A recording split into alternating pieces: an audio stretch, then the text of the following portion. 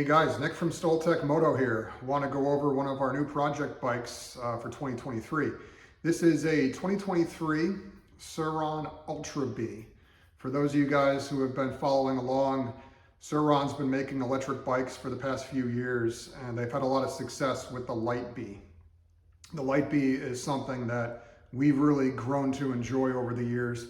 It's a strange niche market, somewhere between a mountain bike and a dirt bike, sized like a pit bike. It's not that fast, but there's a ton of aftermarket options, and you could really go crazy with power upgrades, suspension, brakes, etc. But it is definitely more limited in terms of what a full-size dirt bike is going to be capable of when it comes to the suspension. That said, we still really love them, and we really love electric motorcycles. We actually have a Stark Varg on order, and we're completely surprised when Sur Ron released that they were going to come out with this other bike here. So this is their mid-size bike. It fits in between the Light Bee and the Storm Bee. It sounded like something that would fit our needs for single track riding locally here in the Northeast, where there's a lot of rocks and roots. So we're excited about this bike. Have not had it on the trail yet. As you can see, it's still pretty fresh, but I wanted to go over, essentially just have a walk around for you guys, so that if you're on the fence and you're interested in this bike, perhaps this can give you some more information for what you'll be looking at. These bikes are harder to come by in the sense that there's not an established dealer network here in the States. So you're gonna have to figure out if you order it from China directly like we did, or if you go through a US reseller. But certainly, hopefully this will help you guys get a sense of what the bike is. Now, one of the things that you're going to notice is that this motorcycle, and I call it a motorcycle, is closer to a full-size motorcycle in terms of its capabilities, its ergonomics, and its componentry than something like the Light Bee, which is very much a mountain bike. Mountain bike suspension, mountain bike brakes, but this is certainly a little bit larger, a little bit heavier, and it's sized more appropriately for what a lot of us are used to in terms of a dirt bike. So just going to do a quick walk around here. I'll say fit and finish is very good. We've now done, as I said earlier, we had a 2022 and a 2023 model Light Bee, and in general, I felt that the fit and finish were excellent on those bikes. Very similar to what you would get on a Japanese motorcycle that we're all typically used to seeing. I'll be happy to say actually that this bike, in my opinion, fit and finish is actually better than where it was on the Light Bee. So certainly if you're on the fence about buying something off the internet, something from China, I would say seat of the pants, not going to be an issue in terms of quality, fit, finish. So some of the things that I want to just kind of make a point of here, the suspension is motorcycle-esque, all right? And I say that because we haven't actually been inside of it, but these look and they're sized like real motorcycle forks, not the mountain bike stuff that you get on the Light Bees. So they're upside down forks, as you can see. You have the adjusters on here, rebound adjust on top, finger adjust. Don't mind my finger, sorry about that. But that's kind of nice. You don't need any special tools to make the adjustments. There is a fork cap bleeder on there, which is something that you don't see on some of the lesser priced componentry on other bikes. So that's kind of neat. It does have adjustability. Let me see if I can get up here. On the compression, adjustable with the straight blade or a hex. So it is fully adjustable. You can kind of look through here at the brake. It is a fixed mount rotor. It's not floating, but it is a full-sized, non-mountain bike sized component, I should say. Has your traditional style dirt bike brakes on there, dirt bike style brake. Same thing with the brake lines. It's a traditional setup with a banjo bolt. So it's going to be more accustomed to what you guys are used to seeing on a full-size bike. This is a 19-inch front wheel and rear wheel, which you guys can see from the spec sheets. One of the things that I noticed immediately once we got the bike, which I guess for those of you guys who had the Light Bee, you don't actually have to assemble the front wheel. It's actually a quicker installation than on like the Light Bee. So it's a little bit easier to assemble. Not that that's a big deal, but one of the things that you do notice is that there's a nice machined aluminum hub here, front and rear. The Light Bee, there was nothing wrong with them, but they were cast. So they definitely stepped up their game a little bit when it comes to the components on the wheels. You'll also notice here has a wheel speed sensor, like something that you would typically see on a bike with ABS. There is no ABS on these brakes, so that's the good news. But that's used for the traction control. So it's essentially smart enough to notice the differential wheel speed front to rear, and there are some settings to adjust the traction control. This is, I should point this out if it weren't obvious, this is going to be the road version that you get from overseas. We purchased this right from Alibaba. This was available sooner there than it was through US distributors here, which, as I believe, unless I'm mistaken, we're not going to get the road going version. So this one technically is road going, but we'll touch more on that later. So this has all the equipment that you may not see on some of the other bikes, including a VIN number, which unfortunately I can't read that. Maybe some of the viewers out there can. But this is the road going version. So as a result, it does have some of the traditional chain guards, has all the lights, has all the stuff that you would normally see on a road bike. And getting back to the suspension, as you can see, this is definitely a larger, higher capacity volume shock than what you would see on the Light Bee, which is more mountain bike oriented. So this is still made by KKE. Same thing with the forks. They were one of the suppliers for the Light Bee. And I guess like the initial testing, I should say, this feels much better than the original stuff on the Light Bee.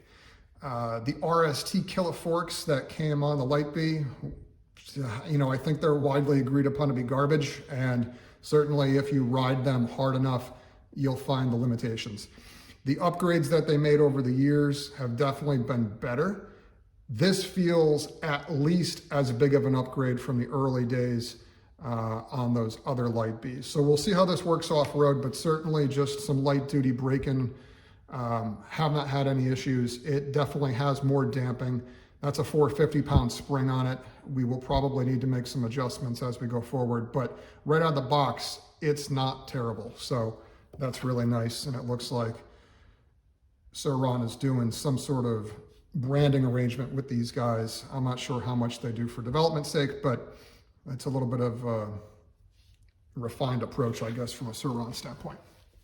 As I mentioned, this one has the road going stuff on there, so it weighs extra, but this is what you get when you buy the international version. Everything on this bike is very solid. I'm very pleased, I should say, with how it all fits together. The original Sur Ron certainly was good quality, but was lighter duty. I'll just leave it at this. This bike is put together very well. And this probably won't apply to you guys in the States who want to get the off-road version, but just to kind of show you what they did here, this is impressive to me. It's very cleanly engineered.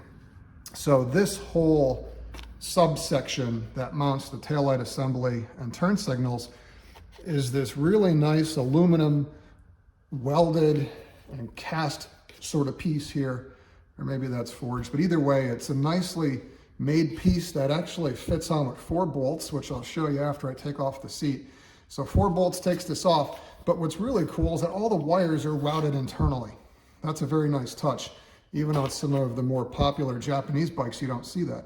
So they've really thought through some things that I think they've made progress on over the past few years, and these kind of things show, so that was nicely done. They got some grab handles here. I don't know if that's going to be on the US bike or not. I have a suspicion it's not, but they will come off pretty easily there. All right, I spun the bike around real quick just to get more access here, but here you can get a better sense of the rear brake assembly. What's interesting, and I think a lot of you guys have probably noticed this, but unlike a traditional dirt bike, motorcycle, the sides are flipped. So the brake usually on the right is on the left and the chain vice versa. That chain is a 520 chain, unlike the smaller bikes, which are a 420. So they upgraded that there. I guess it's debatable if we need it for the 12,000 watt model here, but it is an upgraded chain. But in general, they did a great job. It's very cleanly laid out. You'll notice on both sides, there's really thick decals on here. That was one of the shortfalls, I guess, aesthetically of the first bike, where your boots rubbed up against the swing arm, you would wear through the paint. So they thought of that. We'll spend some more time on it, obviously, and see if they're in a good location, but they've been looking and listening to feedback from customers, which is nice. The foot pegs are still not super aggressive in terms of, I guess, sharp grippiness, but they are much bigger than the original Sur Ron Light Bee. So that's nice. Honestly, we'll probably just leave these on and see how we like them. We might change them, but for right now, they don't feel terrible. Another piece here that I think is kind of neat, it's a little hard to see because of the black in there, but you'll see that there's a bit of an undercarriage here. There's a structural component behind the skid plate, which is plastic. The plastic is definitely substantial. It's very rigid. There are some holes, which I'll show you in the front for cooling. Obviously, your motor here is air cooled as well, but there's a lot more space here than on the Light Bee. So whether that's purely for cooling or whether that's the possibility down the road for a larger motor, there's still a lot of room in there to play with. But this subframe here, this undercarriage cradle, is really interesting to me. You know, that's been something that with the original bike on the skid plates, there wasn't a lot of structural support behind that skid plate when you did hit the rocks or if you were crossing a log. So that's nice to see. Hopefully there's no issues with it, but don't expect it. As you can see here, that's a 74 volt battery, 55 amp hours. Excuse me here. There's the controller. Looks similar to the controller that we had on the Light Bee, but definitely a new design. There's the cooling vents that I mentioned to you earlier. And here's a better look at the brakes that I was trying to show you before, but we were too close to that door. So hopefully you can get a sense over how this bike looks here. The handguards, they are not robust in the sense of what we're typically used to having on our dirt bikes, but they're also not as rigid and flimsy as I was expecting. The brakes, I'll be honest with you, feel really good. They're traditional style motorcycle grade master cylinder front and rear. They run DOT brake fluid as opposed to the mineral oil from like a mountain bike setup. Same thing here on the handlebars. These are a motorcycle grade handlebar with a 1 1/8 center diameter. So you're going to have the ability to swap out the handlebars with a motorcycle grade setup, which is nice instead of the mountain bike stuff. So this, as I said, is the road going version. You have your switches here for your high beams. You got your hazards, which is amazing considering the price point of this bike. I have a lot of street bikes that cost 2 to 3 times this, and they don't have hazards, so that's nice. Got your turn signals here, you got your horn, and you have some other options here for selecting through some of the stuff in the menus, which we'll show you. You also have a parking brake, which is kind of cool. Very easy to use, nicely thought out. This didn't exist on the Light Bee, and that could be challenging sometimes if you were parked on a hill, so that's nice to see.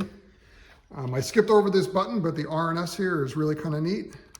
You got reverse, which is something that I've never had on a motorcycle before, so we'll see how much we use it, but it's a nice idea. There's the gauge cluster.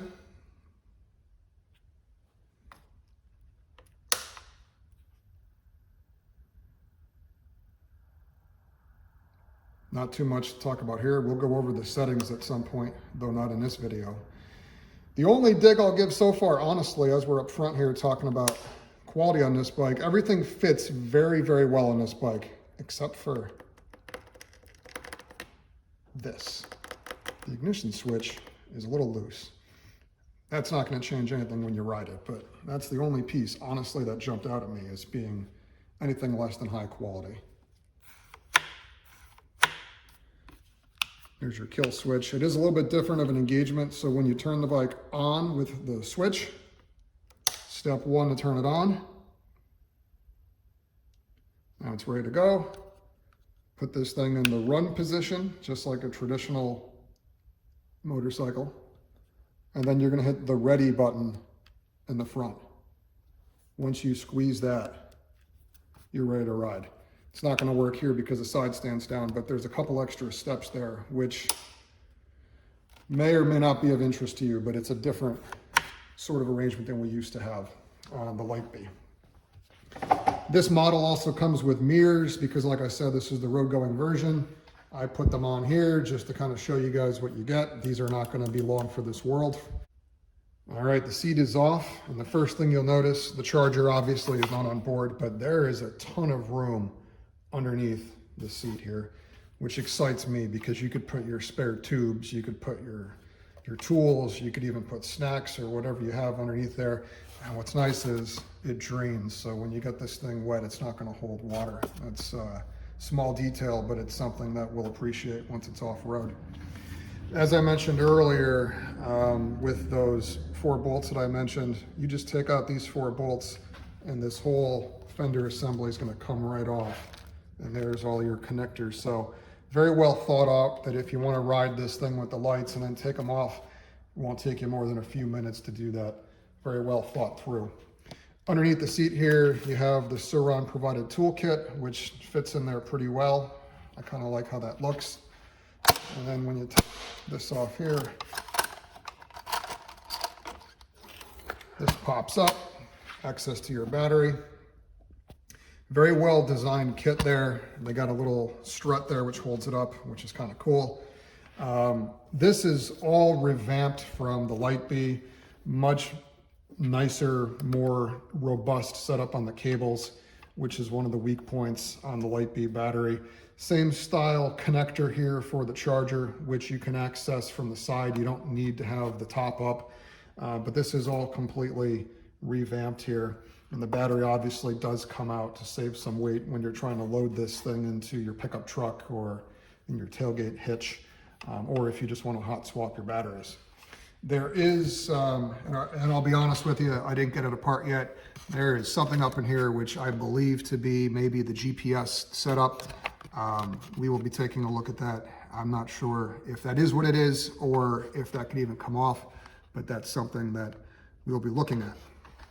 Also, for those of you guys who need it, you got yourself a USB charger here, pretty standard, just like the Light Bee has. One of the other things I wanted to mention, small detail, but you have a traditional style stem bearing on this bike, which is exciting to me. One of the issues with the Light Bee is that it used a mountain bike style fork with a mountain bike style stem. And as a result, they don't torque down the same way that a dirt bike would. And they would tend to loosen up after hard off-road riding. So this one's actually a little different in the sense that there's not 2 jam nuts in there when you preload your stem bearings, but you can set your tension here on the bearings and then clamp it all together with the aluminum nut on top. So it's a little bit of a hybrid approach, but I have some suspicions that it'll be much more robust than the Light Bee, but obviously we'll keep you posted. Another couple little things here. It's kind of stupid to point out, but it's a nice touch. They put these little covers over those screws. It looks real clean. Even my Ducatis don't take that kind of attention to detail, so that's kind of interesting. And before I move on, let me skip the step here. Just wanted to show you guys what it looks like essentially underneath the battery. Unlike the Light Bee, which had kind of a floor with the shelf that it sits on, this one is a lot more open. So it's interesting. I don't know if they did that to save weight or for cooling on the motor, but that's definitely something different. But you can get a sense over how much room we have here on certain parts of the bike. So I definitely think that this is going to be a pretty modular platform for guys to start playing around with here. You can get a sense over what the layout looks like. I open this up here. Here's your fuse block, nicely tucked away. But honestly, you can kind of see here, they did a really good job laying things out. The packaging is done very well. It's impressive. It's not something that I think for a lot of us that grew up with the stigma of Chinese motorcycles, they really thought things through, right? Even the simple things like these wire covers coming through the frame here, protecting everything, they are very, very nicely done. Speaking of the frame, and I told you guys I was going to wrap up, but I do want to show you some of the welds on here because I'm impressed with this kind of thing. But these are absolutely top quality welds. They had the temperature right. Their feeds and speeds were right. They're very well done. I mean, these are things that you look at and you take for granted on some of the Japanese or the European motorcycles, but this is top notch. This is a real motorcycle. They put a lot of effort into getting this stuff right. You can see the internal of the frame there. Nice castings, great weldments, excuse me. All right, we'll show you guys a couple more things and then we'll wrap this up. But this is essentially a walk around for the 2023 Sur Ron Ultra Bee. And back to those ergonomics real quick. As I mentioned, that Light Bee is a much smaller bike. This bike feels bigger because it is. Just to give you a sense of what you're looking at a peg height. This is to the top where your foot sits, about 14 3/4. You're gonna get a seat height. Hopefully you can see here. It's probably hard to see, but you're about a 35-inch seat height unladen. So it is quite a bit taller. It does not feel like a traditional sized dirt bike in the sense that you're not looking at a 36, 37, 38-inch seat height, but it is quite a bit bigger than the Light Bee. The ground clearance is definitely higher, so it looks like they've addressed some of those issues for some of us larger riders. That being said, I'm only about 5'9", but I'm about 185 pounds before gear. So I was definitely more than what the Light Bee, I think, was probably designed around. This bike for me just feels right. It's not too small and it's not too big. Obviously, time will tell on the trail, but first impressions are pretty favorable. All right, a couple other things I wanted to show while I had the bike turned around. The first thing I wanted to show was the handlebar clamps, the risers. There's an offset to them, so you could flip them around. They give you a tool to loosen that there, but you could flip them around and move them closer or further away from the rider. As they're provided, they are further away from the rider, but there's some adjustment, which is nice. That's not typical of most bikes. Nice marks on here to align your handlebars, which is pretty standard, but they do have these keyed slots on the top triple clamp for the risers, so there's a lot more structural stability there if you decide to throw the bike on the ground. Not that you would ever do that, at least intentionally, but that's gonna make that much more rigid, which is definitely an improvement over what the Sur Ron Light Bee had, and including many other traditional dirt bikes. Other thing here that you almost miss if you're not looking for it, they provide same key as the ignition, obviously, on the seat. There's a handlebar lock, a steering lock. So for those of you guys who are going to use this thing for commuting, extra peace of mind there from a security standpoint. All right, now the last few things I want to go over with you guys are kind of what comes with the bike, which, you know, sounds like a funny thing to say because I'm trying to show you guys like a toolkit here.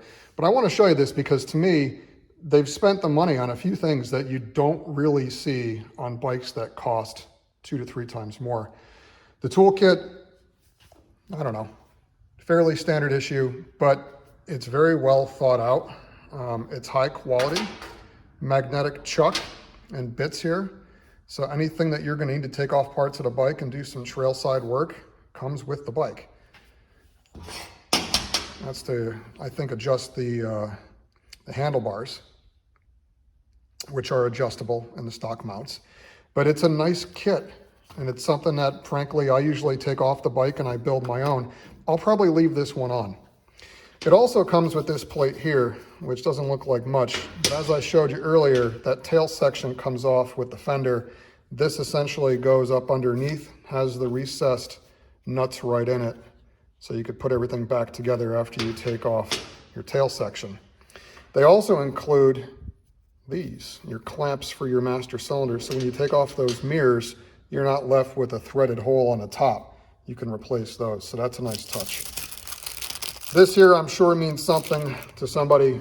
I'm not one of those people, but it's a nice looking rubber keychain so you don't lose your keys. If somebody can read that, let us know what it says. It also comes with the Bee box, as they call it. Did not hook this up yet, but this is essentially a Wi-Fi hub, if you will, to connect to the bike and make some measurements, make some adjustments. Comes with this here, which again, I can't read you what that says, but this is essentially the MSO from the manufacturer, has your VIN number. So for those of you guys who are gonna try to get this thing registered and titled in your state, this is what you're looking for with that 17-digit VIN. Comes with this little binder here, which, like again, I've ordered many bikes in my life and they don't usually come with this. In fairness, and I'm hoping the US spec version has something a little bit easier, some marketing stuff here, which is in English, and you could read that, which is great. But the owner's manual on the international version doesn't mean much to me. So if you could read the color photos and make sense of it, good for you. All right, it also comes with the charger, which I'll skip over, that's the transformer. This is the charger, looks very much like a standard Light Bee charger from Sur Ron. This one's different, as you guys know, it fits under the seat, little handle there. I kind of like this. Again, it's the small details. There's a magnet there. Nice fit and finish. This does come with the plug that, as Americans, we're not going to be able to use. It's a 220 volt setup, but good luck trying to find one of these from any place other than the internet. You're going to have to figure out the charging. But if you order from most sellers on Alibaba, they will give you a transformer for free to essentially convert from 110 to 220. So that's the good news. For those of you guys who order the US bikes, or in a few more months, once there's more parts available, you'll be able to get a 110 volt charger. But for right now, you got to use the transformer if you're looking to do a 110 charging. For those of you guys who want to use 220, you could definitely do that. We have obviously 220 in the shop. The good news here is that they have a modular design on their charger. That's essentially the same connector that you're going to get on your PC cord, which is cool, because if you have those laying around, you can hack off the end like we did here and put a twist lock on there to connect this to your 220 in the shop. So this is essentially what you're getting when you purchase the bike.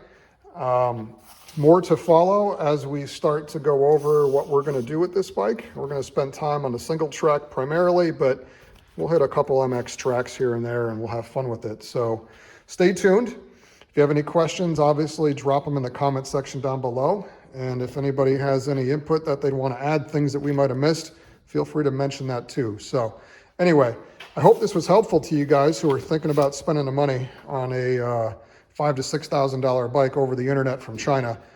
But what I will say is that I'm pretty impressed with what we have here so far. So we'll make some more videos. If you guys have any questions, feel free to let us know. And until next time, ride safe. We'll talk to you guys soon.